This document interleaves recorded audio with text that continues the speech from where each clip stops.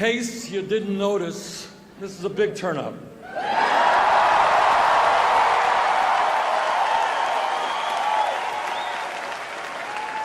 Let me thank Troy for that very generous introduction. Let me thank my wife, Jane, for walking me up here.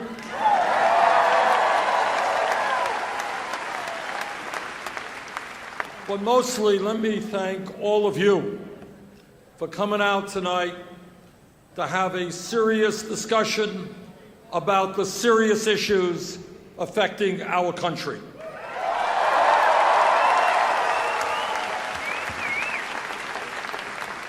You know, in recent weeks, we've had great turnouts all over this country. We had some 10,000 people coming out in Madison. We had crowds in Minneapolis, in Denver, all throughout Iowa, in New Hampshire. And look at this turnout here tonight in Portland.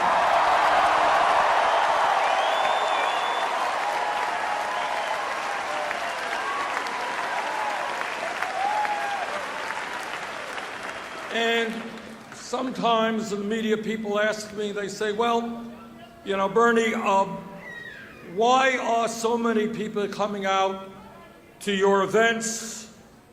Why have hundreds of thousands of people in every state in this country volunteered to play a role in the campaign? Why have 250,000 people made small donations to the campaign?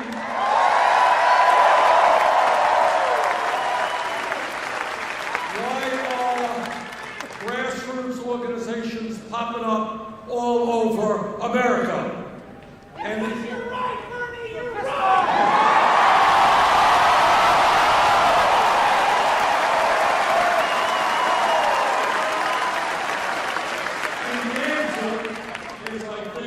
Pretty obvious.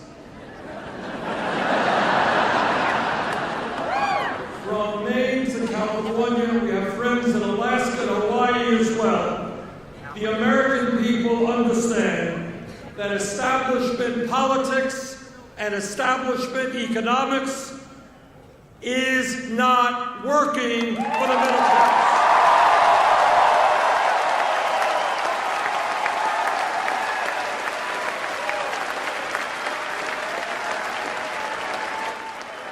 They understand that the greed of Wall Street and the greed of corporate America is destroying the great middle class of this country.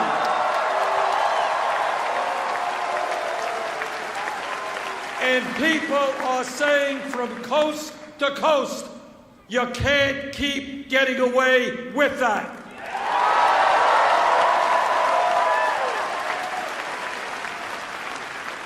And people understand that in this great democracy, the longest democracy in American history, that it is not acceptable that a handful of billionaires are now controlling our political process.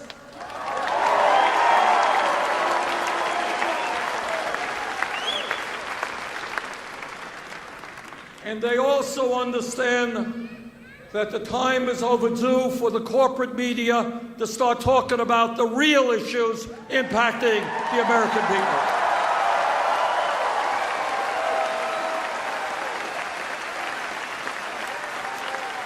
In other words, all over America, people are becoming involved in this campaign because they want change, real change, and that is what this campaign is about.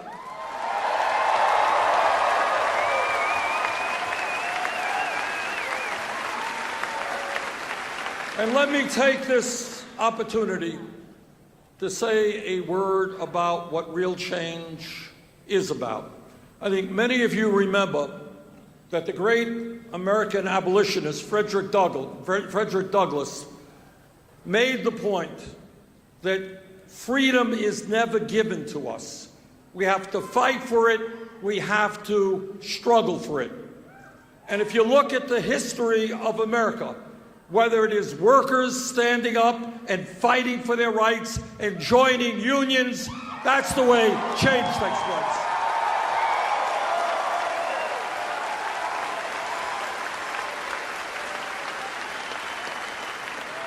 And when we had an apartheid system in this country, African Americans stood up and said, enough is enough. They joined with their white allies. We broke down the walls of segregation and racism.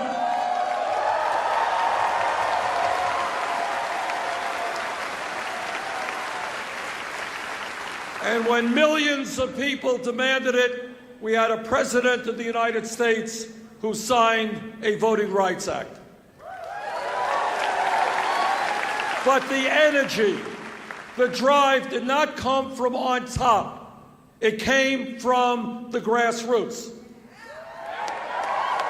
And when you think about the struggle over the decades and centuries of women fighting for their rights,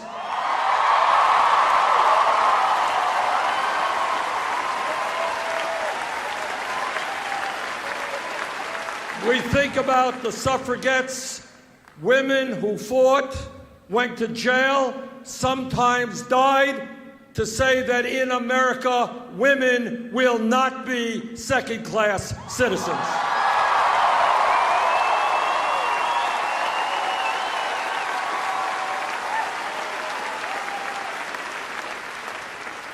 And more recently, we have seen another profound revolution in political consciousness, and that is gay people said, enough is enough.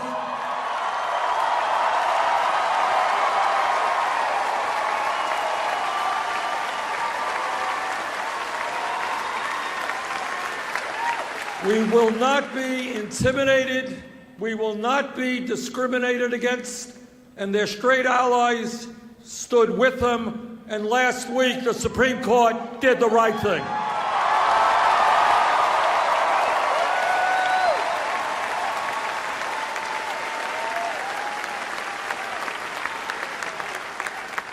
What is my point?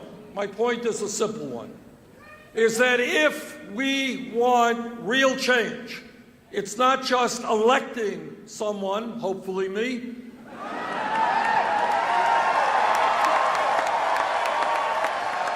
but it's more than that. And let me tell you right now what no other candidate will tell you, and that is that no one who is elected President of the United States can do it alone. No one in the White House will have the power to take on Wall Street alone, corporate America alone, the billionaire class alone.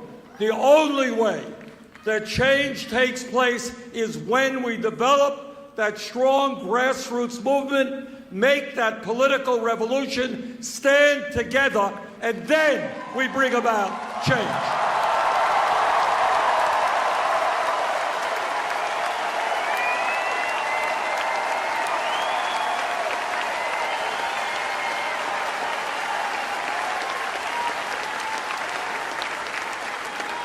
And when the people start moving, then the people on top start listening. Let me just give you a few, very few examples.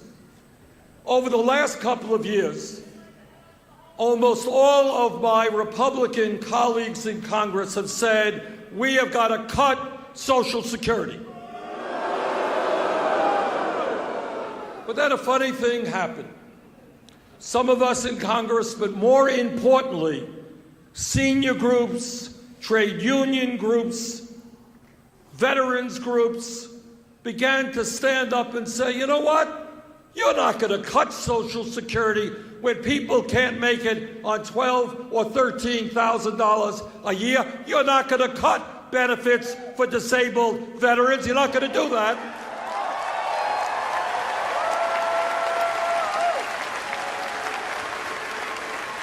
And in fact, what you are going to do is expand Social Security benefits.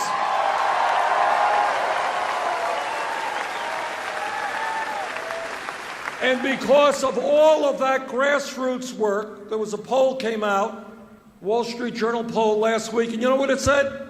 It said that by a 3-to-1 margin, the American people now believe we should expand Social Security benefits by lifting the cap on taxable income.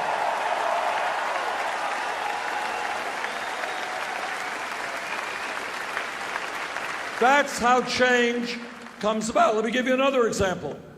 3 or 4 years ago, people in the trade union movement started organizing low-wage fast food workers.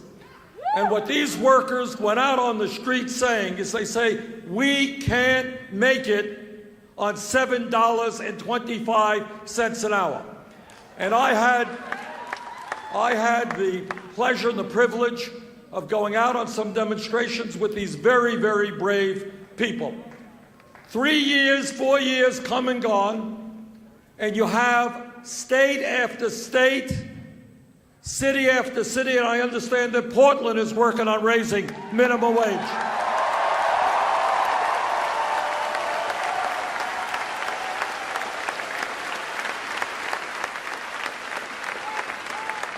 And here's what's interesting.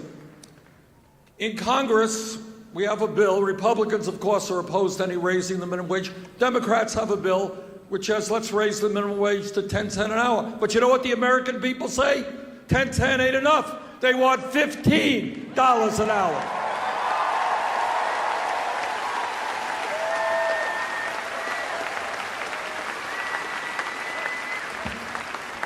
So that is what happens when millions of people, whether it's seniors fighting for expanding Social Security, low-wage workers fighting to raise the minimum wage, the gay community fighting to make sure that gay marriage exists in 50 states in this country. When people stand together, there is nothing we cannot accomplish.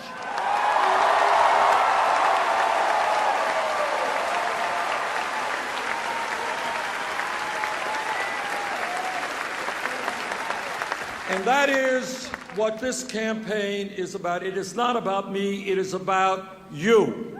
It is about not only winning elections, it is about transforming America.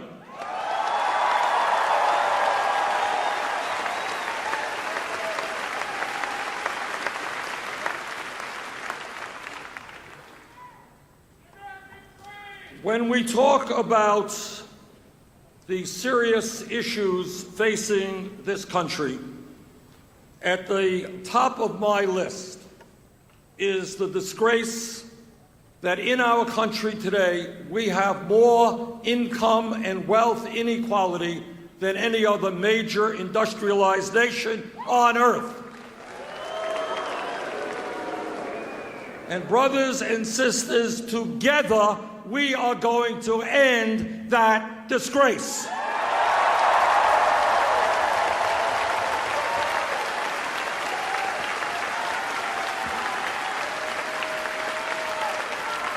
Now, the truth is that America today is the wealthiest country in the history of the world. But most people don't know that. Most people don't feel that. Most people don't see that because almost all of the wealth rests in the hands of a tiny few. The issue of wealth and income inequality, to my mind, is the great moral issue of our time. It is the great economic issue of our time, and it is the great political issue of our time.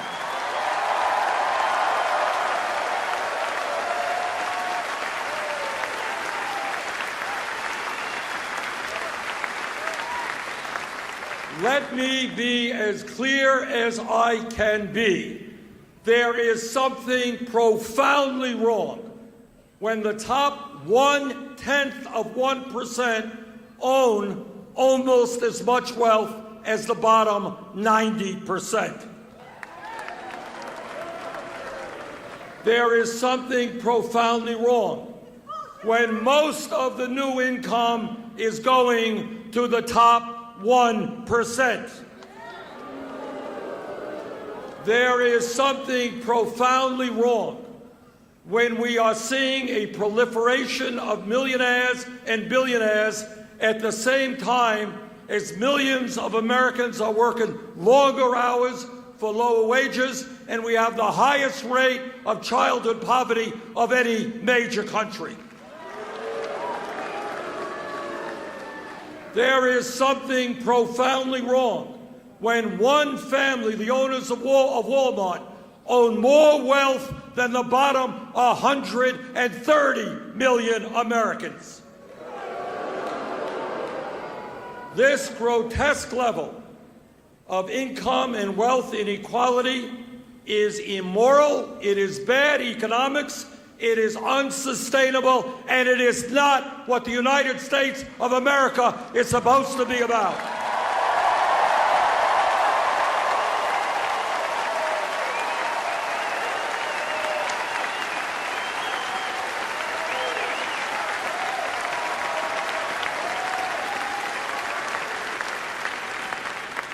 And let me not equivocate. Let me be as clear as I can be, because we are going to send a message to the billionaire class, and that message is, you can't have it all.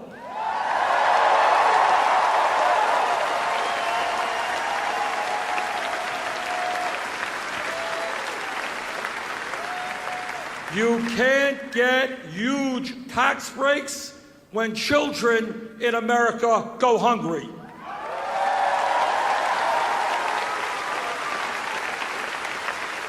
You cannot continue sending our jobs to China when millions of people in this country desperately need work.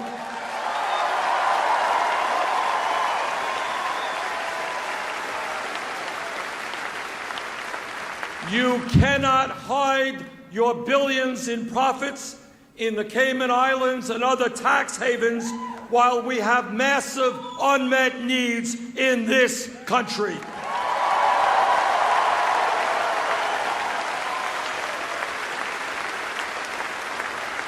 And our message to the billionaire class is, your greed has got to end, and we are going to end it for you.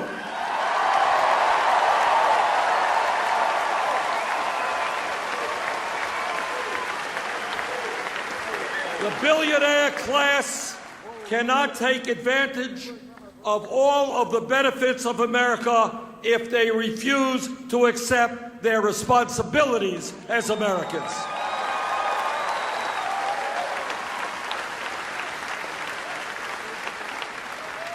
But when we talk about our economy, it is not only the horrific level of income and wealth inequality.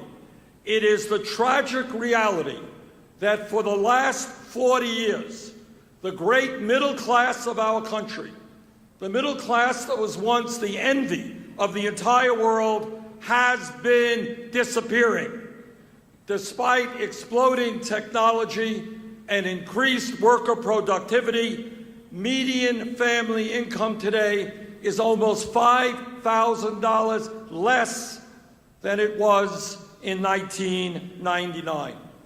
In the state of Vermont, in the state of Maine, and all over America, we have working people who are working not just one job, but 2 jobs, 3 jobs, just to cobble together an income in order to survive and to get some health care. That is not the economy that we need.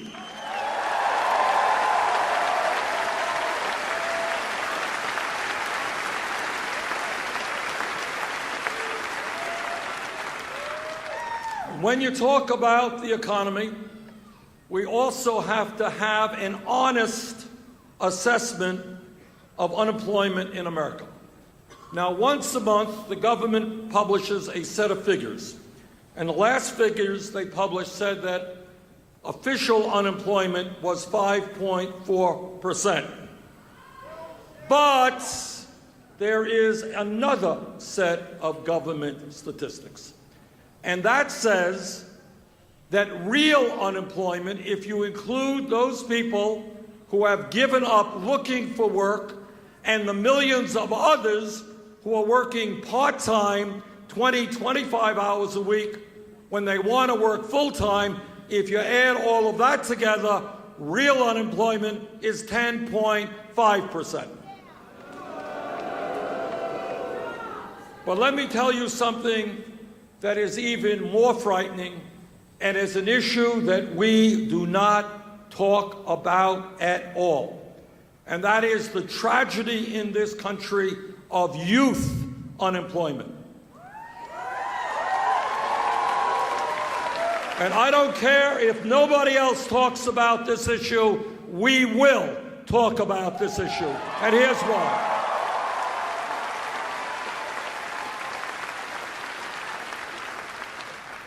For young people who have graduated high school or dropped out of high school, who are between the ages of 17 and 20, if they happen to be white, unemployment rate is 33%.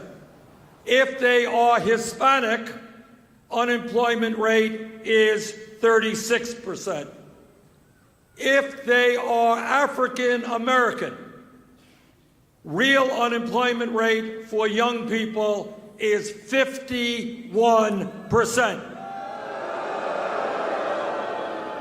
In other words, what we are doing is turning our backs on an entire generation of young people who want to get a job, they want to earn some income, they want to get out of their homes, they want to become independent, and we are not allowing them to do that.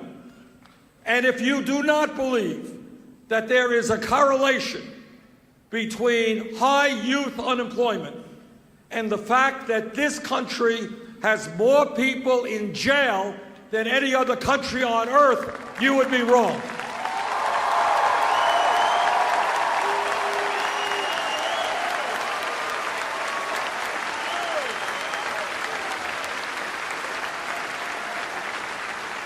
Now, how does it happen that in this great nation we have more people in jail than the communist authoritarian country of China, which has over 3 times our population? And in my view, and I feel this very, very strongly, instead of locking up our young people, maybe it's time we found jobs for them and education for them.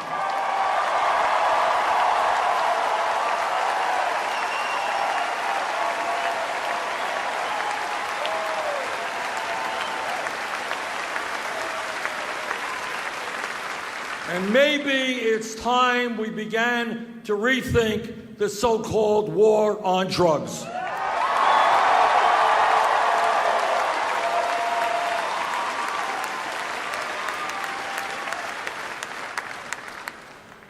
And when we talk about our economy, we're talking about income and wealth inequality, we're talking about rates of unemployment that are much too high, but there is another reality that we have got to address, and that is that millions of Americans today are working at wages far, far too low for them to sustain a family.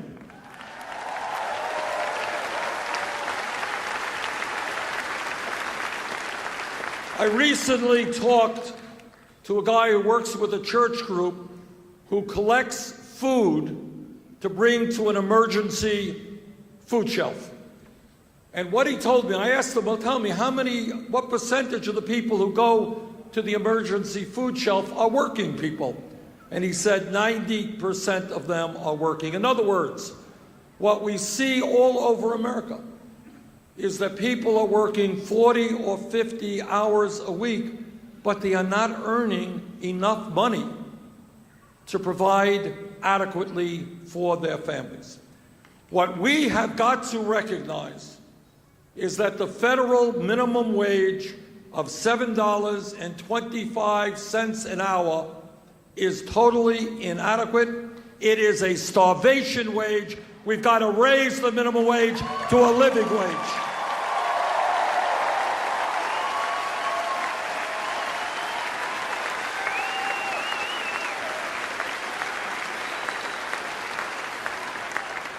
Last month, the City Council in Los Angeles raised the minimum wage there to $15 an hour, and that is exactly what we have to do in Washington.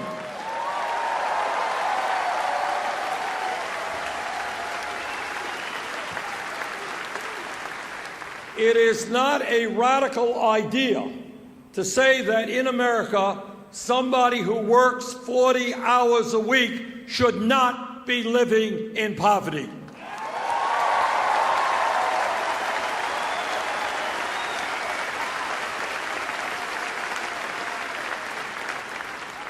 And a living wage should not only be fair, it should be equitable. There is no excuse today for women earning 78 cents on the dollar compared to men.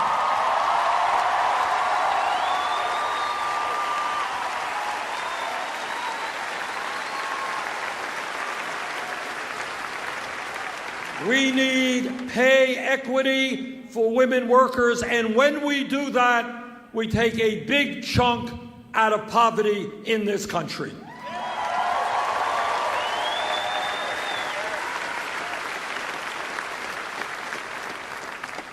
Some of you are aware that a number of Republicans go around the country talking about family values. You ever hear them talking about?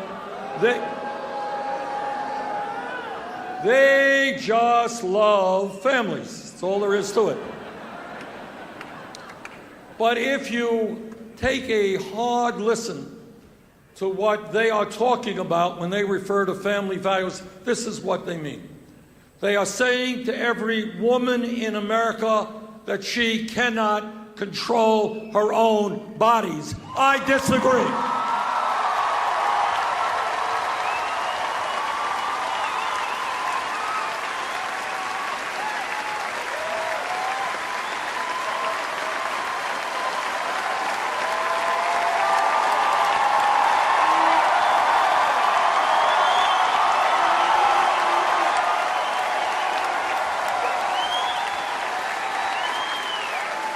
Let's say it loud and clear.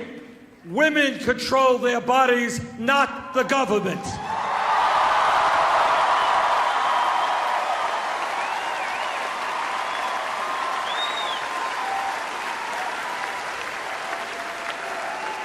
And when the Republicans talk about family values, what they mean, quite literally, is that women should not have the right to purchase the contraceptives that they need.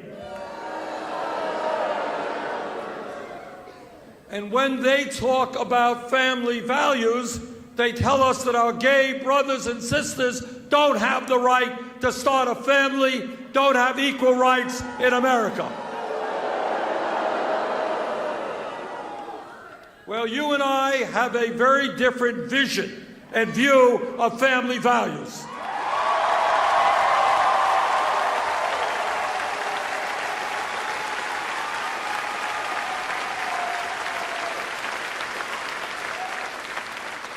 I have 4 great kids, 7 grandchildren who are beautiful, and my wife and I have been married for 27 years. We understand family. We believe in family. So let me tell you what real family values are about. The first real overview of family values is that the United States must end the international embarrassment of being the only major country on earth which does not guarantee workers paid medical and family leave.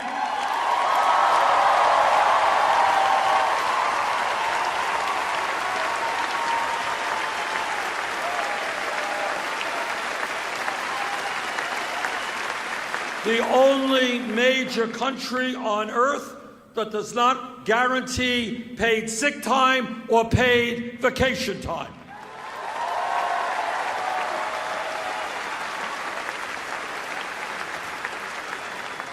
Now let me say a word about these family values, which are really family values.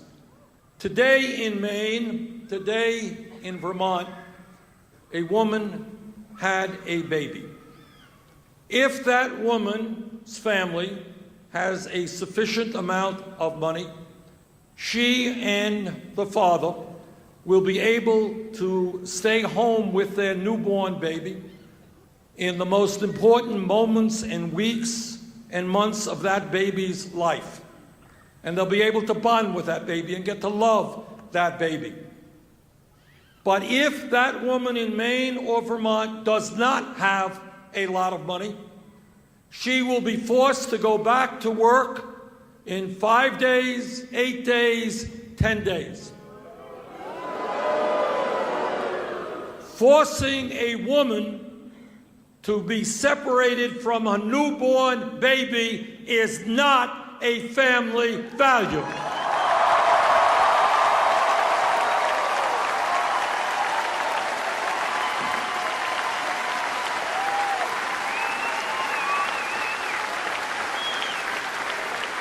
And that is why I will demand that the United States of America join the rest of the world and provide at least 12 weeks of paid family and medical leave.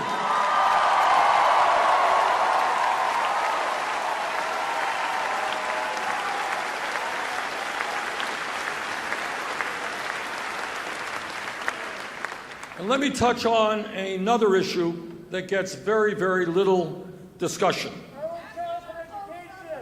And that is as a result of the collapse of the American middle class, and as a result of the fact that many of our people are working longer hours for low wages, it turns out that our people are now working the longest hours of any other people in a major industrialized country. Japanese are very hardworking people. We work 137 hours a year more than they do. We work 260 hours a year more than the British. And God bless our friends in France, we work 500 hours a year more than the French.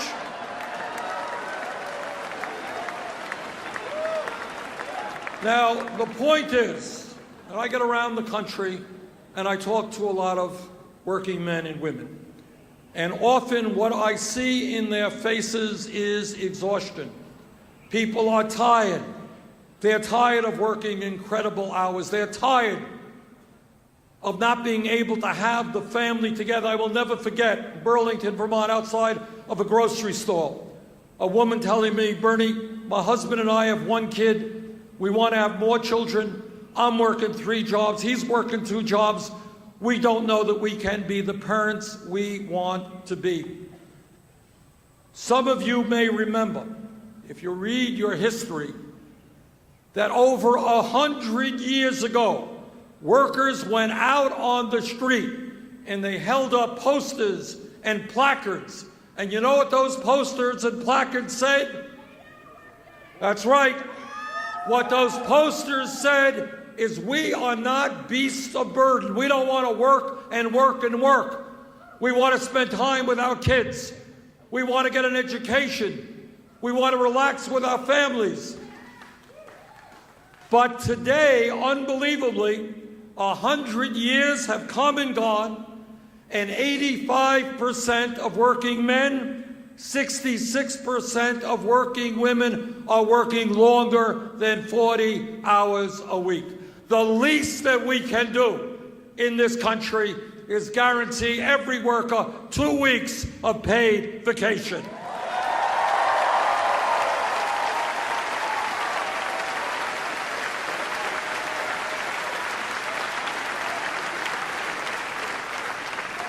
And that is a lot less than most workers in industrialized countries now receive. You know, when posters go out and they call you up and they say, "Well, tell me, I'm doing a poll for Gallup or for the Wall Street Journal or whatever. Tell me, what is uppermost on your mind?" The answer that the posters almost always receive is a 4-letter word called jobs. people understand that we need to create millions of decent paying jobs if the middle class is going to expand.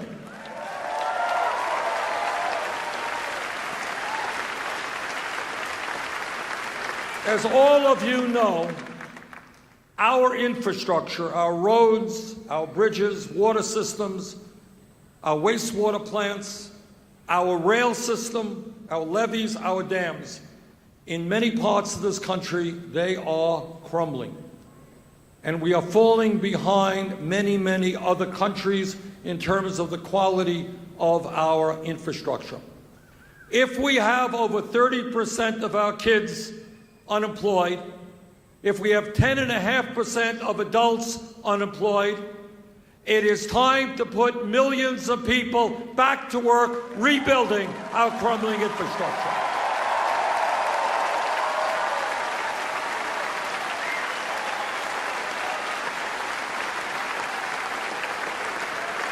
I have introduced legislation that would invest $1 trillion over a 5-year period to rebuild our infrastructure. That would create and save 13 million jobs, and that's what I will fight for as President of the United States.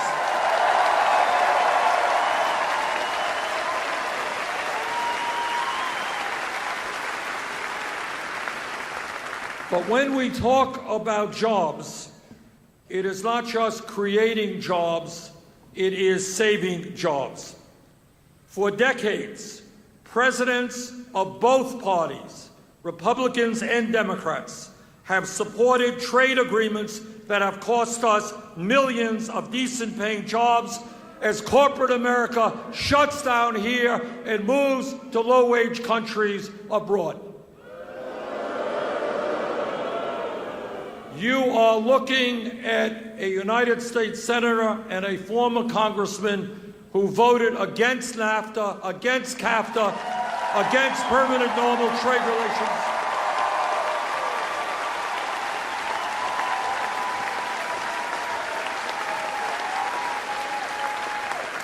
We need a trade policy in this country which demands that corporate America start investing in the United States, not just in China. A trade agreement which works for working families and not just the CEOs of large corporations.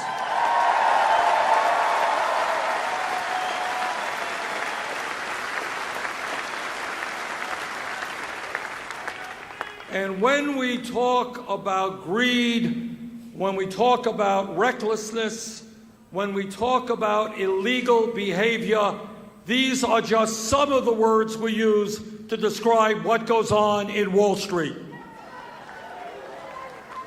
In my view, given the incredible power that Wall Street has, we will have the 6th largest financial institutions in this country, having assets equivalent to 60% of our GDP, where every month you read about them being fined $1 billion here and $1 billion there for illegal behavior. In my view, it is time to break up the largest financial institutions in this country.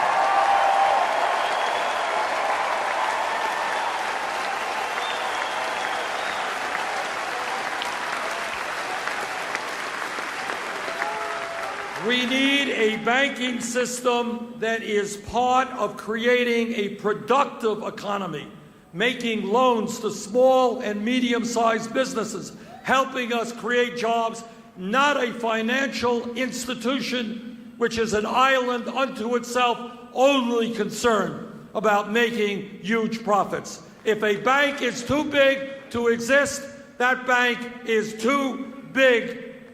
I said that wrong. Let me say it again. If a bank is too big to fail, that bank is too big to exist.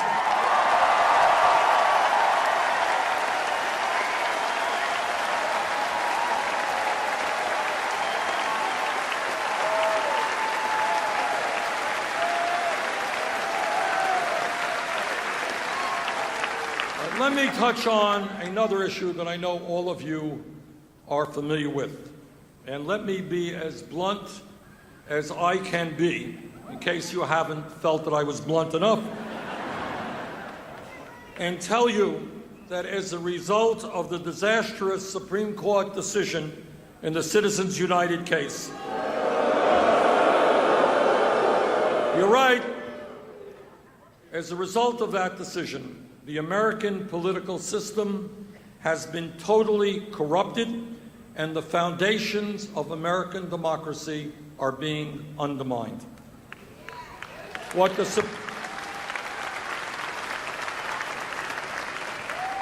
Supreme Court essentially said to the wealthiest people in this country is, okay, guys, you already own much of our economy. Today is your lucky day. We are now going to give you the opportunity to purchase the United States government, and that is precisely what they are doing this very moment. When you have just one family, and there are more than one, but one family, the Koch brothers, you know about the Koch brothers. This is a family, media doesn't talk about it much. This is a family that wants to destroy Social Security, Medicare, Medicaid, the U.S. Postal Service. They want to do away with the concept of the minimum wage. They want to repeal every piece of legislation passed in the last 75 years that protects working families. But now this family, worth $85 billion, will spend, as I understand it, close to $1 billion in this election cycle to elect candidates who will make the rich richer and increase suffering for the middle class and working families. Now, when you have one family spending more money in an election cycle than either the Democratic Party or the Republican Party, what you are looking at is not called democracy. It is called oligarchy, and we have got to end that.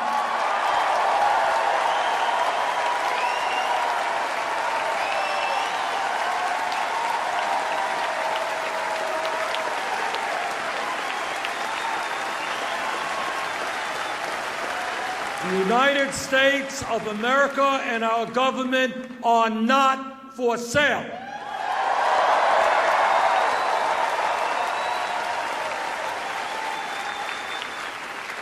Now, I've not made a whole lot of promises in this campaign, but here's one I have made, and I repeat to you. There is no nominee that I will bring before the United States Senate to be a Supreme Court justice unless that man or that woman is loud and clear and tells us all that he or she will vote to overturn Citizens United.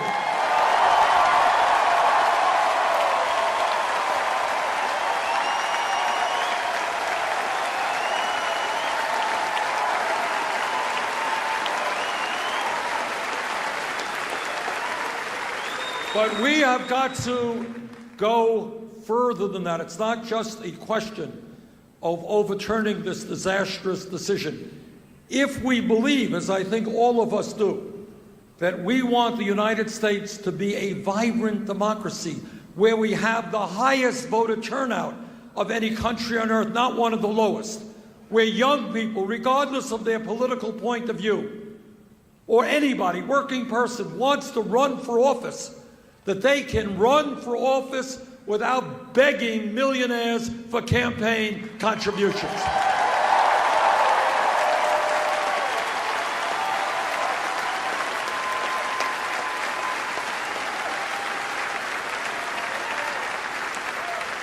And that is why we have not only got to overturn Citizens United, we have got to end voter suppression all over this country.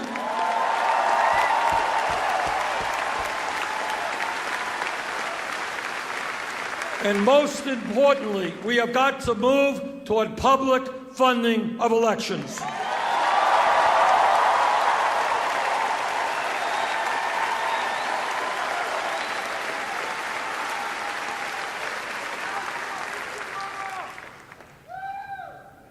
There is an issue out there that I think more and more people are beginning to talk about and to express their feelings on, and that is that when we talk about education, we have got to understand that as a nation, we are living in a highly competitive global economy. And if we are going to make it as a nation, if we are going to create the decent paying jobs that we need, we must have the best educated workforce in the entire world.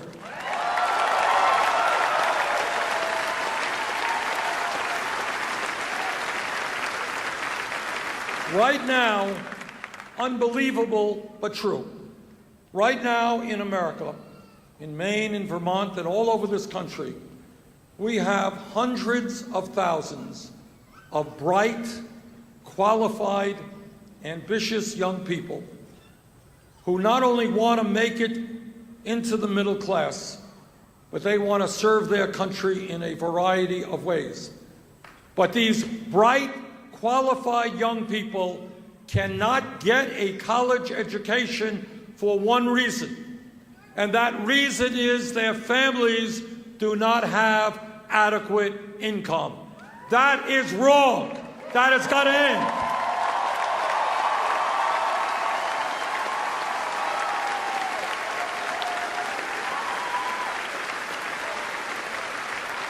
We have got to make certain that in this country, all of our people who have the desire and who have the ability are able to get all the education that they need, regardless of their income.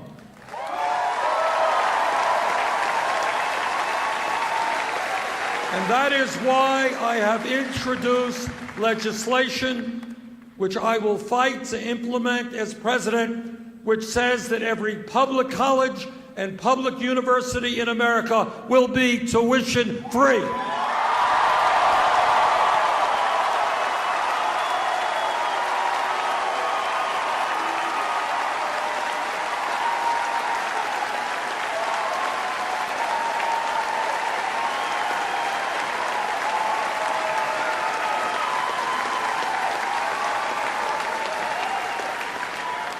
Now, this is important to our country for a whole lot of reasons. We need scientists, we need engineers, we need teachers, we need police officers, we need a well-educated population. And it makes no sense to me that as a nation we say to hundreds of thousands of young people, sorry, you're not going to get that education. But I'll tell you, it goes beyond even that. Because in Maine, in Vermont, and all over this country, there are kids today in the 4th grade, the 5th grade, the 6th grade. Their parents didn't go to college. Their family doesn't have much money. The people they know never went to college.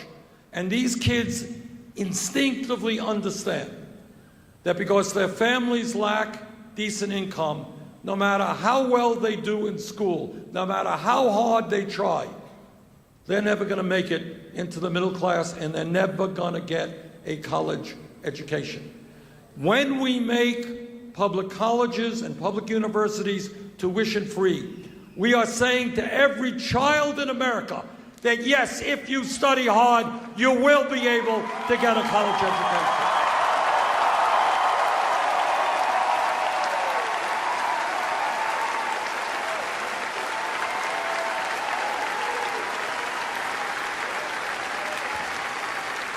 And there is a related issue out there with regard to the financing of higher education, and that is the absurdity that we have millions of Americans, some young and not so young, people who are suffering under oppressive student debt.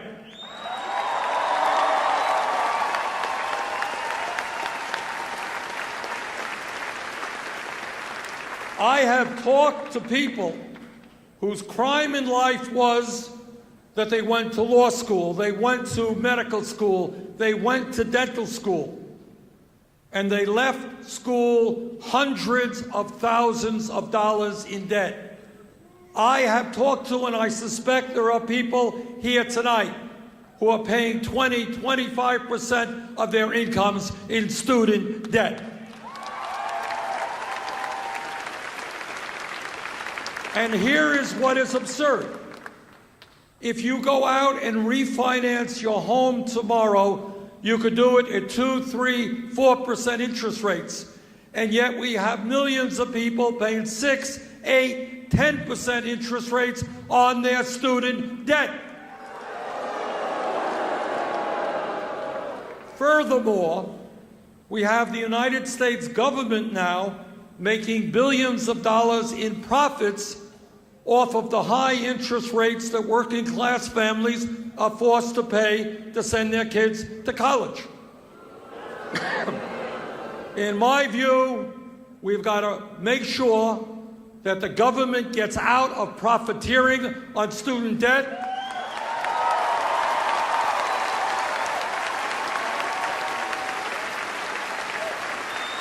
That people holding that debt can refinance it at lower interest rates, and when we do that, we can bring interest rates down by more than half.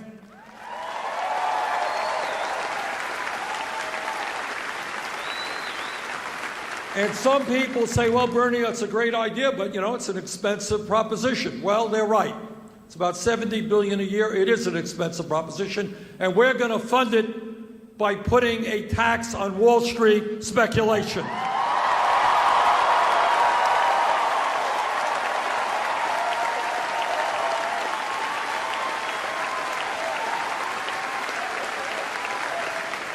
The taxpayers of this country bailed out the illegal behavior on Wall Street. It's Wall Street's time to help the middle class of this country.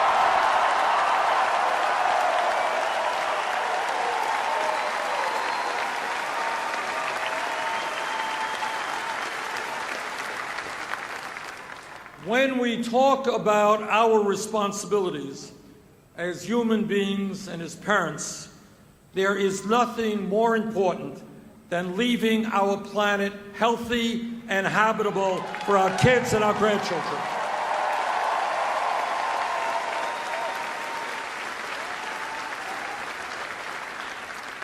Brothers and sisters, the debate is over. The scientific community is virtually unanimous in telling us that climate change is real, that climate change is caused by human activity, that climate change is already causing devastating problems in our country and around the world. And you need look no further than the water situation in California or the heat wave in Pakistan.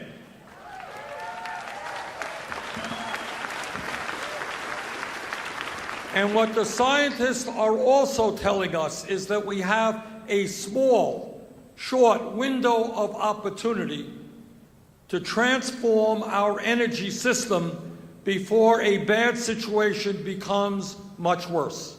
And by that, what they are telling us is if we don't get our act together, the planet Earth will be between 5 degrees and 10 degrees Fahrenheit warmer by the end of this century. And what that will mean is more drought, more flood, more extreme weather disturbances, more acidification of the ocean. And what it will also mean, according to the CIA and our Department of Defense, is that when people around the world don't have land that they can grow their food on, don't have enough water, there will be migrations of people causing international conflict. The United States must accept the moral responsibility of leading the world in transforming our energy system.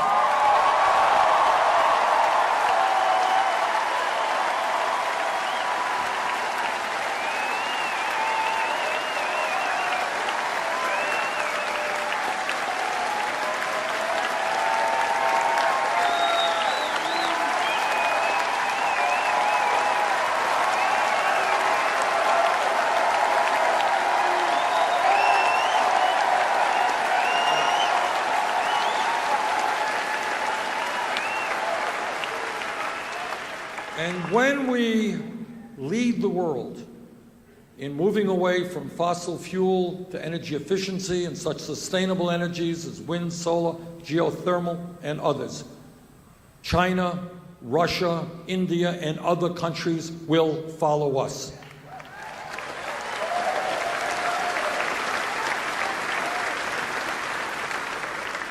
Let me touch on one other issue of enormous consequence. I mentioned earlier, the United States is the only major country on earth that doesn't provide paid family and medical leave, doesn't provide paid sick time, doesn't provide paid vacation time. But there is another area that we are lagging far, far behind every other major country.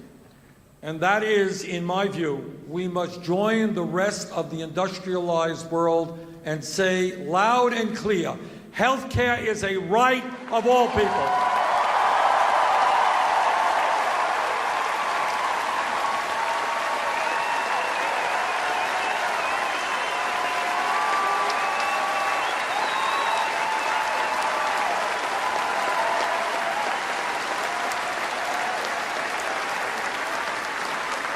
And that is why I strongly support our country moving toward a Medicare for all single-payer program.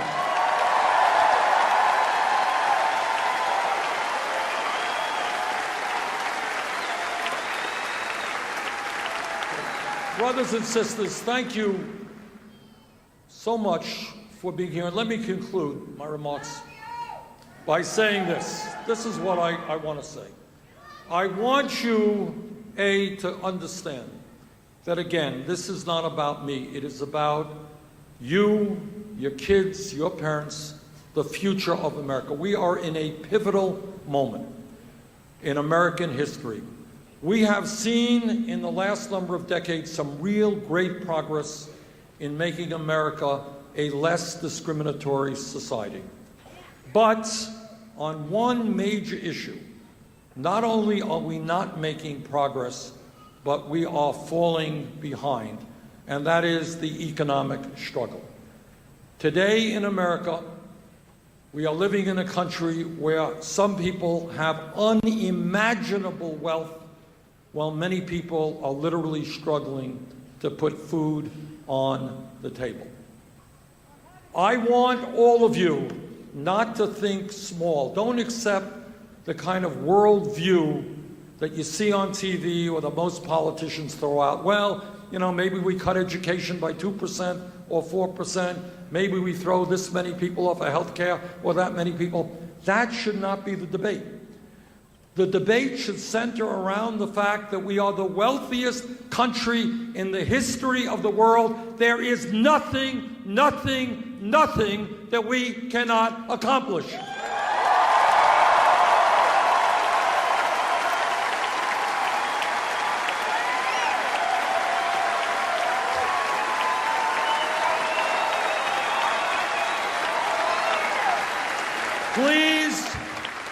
Please don't tell me that the United States of America, our great country, cannot guarantee health care to all people. Don't tell me that. Don't tell me that in this country we can't have the best pre-K and child care system in the world.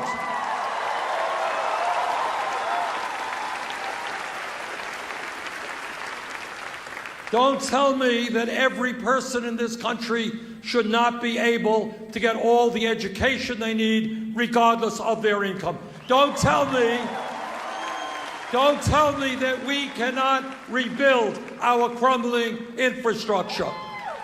Don't tell me that we cannot lead the world in transforming this planet's energy system. We can do that and more if we do not allow them to divide us up by race, by sexual orientation, by gender, by not allowing them to divide us up by whether or not we were born in America or whether we're immigrants.